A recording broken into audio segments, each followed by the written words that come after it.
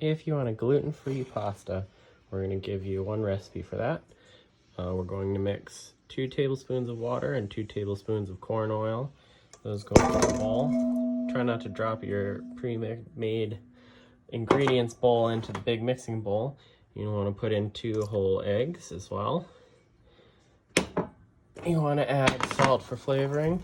This is a doubled recipe, which is why we've got 2 eggs, 2 tablespoons of water, 2 tablespoons of oil, and 2 pinches of salt. When you use salt, use kosher salt, because that's what all the recipes are designed for.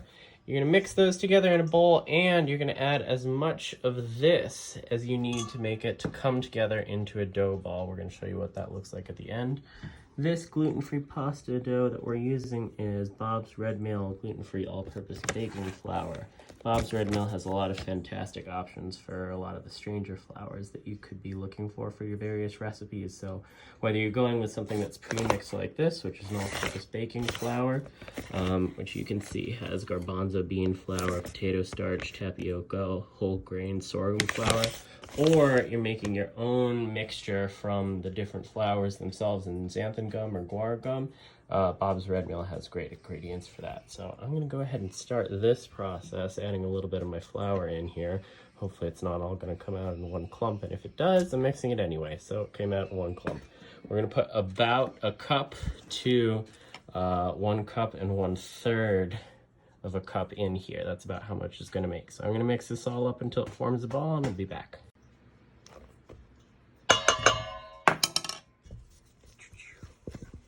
That's the second half of the cup of flour.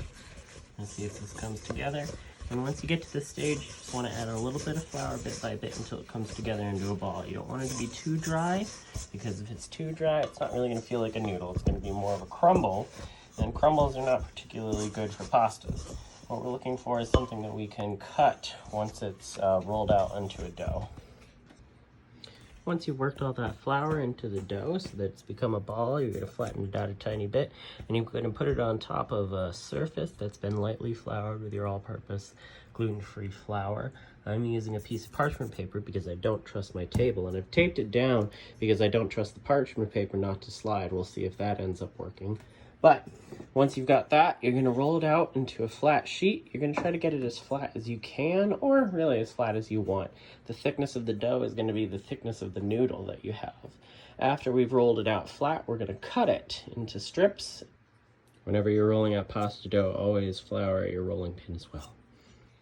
Whenever you're working with any pasta dough, you want to make sure that you don't overflour it like I did. As you can see here, I flipped the dough over for you so that you can see all of this is going to get the pasta a little bit too dry.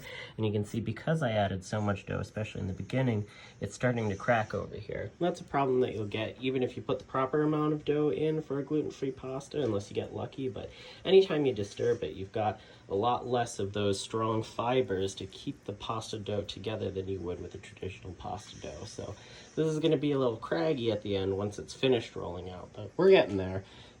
With any pasta dough where you do add too much flour, you can usually wipe a bit of it off. You can use a little bit of a pastry brush if you've got it, or you can just go over it a couple of times with your hands, try to get off as much of that excess flour as you can, and it's going to help the pasta dough to taste as good as it can.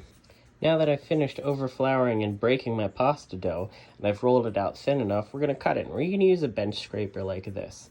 For any pasta dough that doesn't have gluten in it, it's going to be a little difficult to lift up. So it can be similarly difficult to use a pasta machine. You can try it, but if you do try it, you might want to look for a recipe instead of ours that has some of those traditional binders that are used as a replacement for the gluten that comes in regular pastas. And those binders will help to make it a little bit more pliable. But what I'm doing with this pasta is just going in there with the bench scraper, keeping my lines straight, and I'm making a cut in regular intervals, and you can see it's going to turn into these little strips of pasta that I'm going to be able to plunk right into a broth of any kind, whatever kind of soup that I like, or you can boil these, but it's not gonna hold up as well as a traditional pasta, which is why these kinds of noodles are better for a soup, where it's gonna be eaten right out of the liquid that you cook it in. Very difficult to strain this kind of pasta. And as I cut these noodles, what I'm doing is I'm picking them up and just gingerly plopping them onto a separate tray that's got another lining of parchment paper, because these are probably going to go into the freezer to solidify a little bit, because I'm not going to use them right away. You can also dry them out and they can be used for a later dinner, or you can cook them right away. There's no problem with doing that. And these are all finished, so like I said, we're gonna bring them over here to the freezer. They're gonna go in here just temporarily for about overnight, and I'm gonna cook these tomorrow. If I had plans to freeze them long term, you can freeze them long term like any other pasta, and just let them sit in the freezer for a little bit before you try to bag them, and then store them bagged up. But that is our delicious, tasty recipe for a gluten-free pasta. And I'll cook these up tomorrow and show you what they look like. Okay, so these are the noodles that we cooked up last night, and over here I've got a pot of simmering half water and half chicken broth.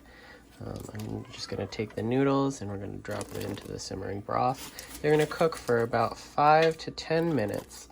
You want to break up your noodles a little bit if you can, if they've sort of formed into a cake. I did that before I started filming.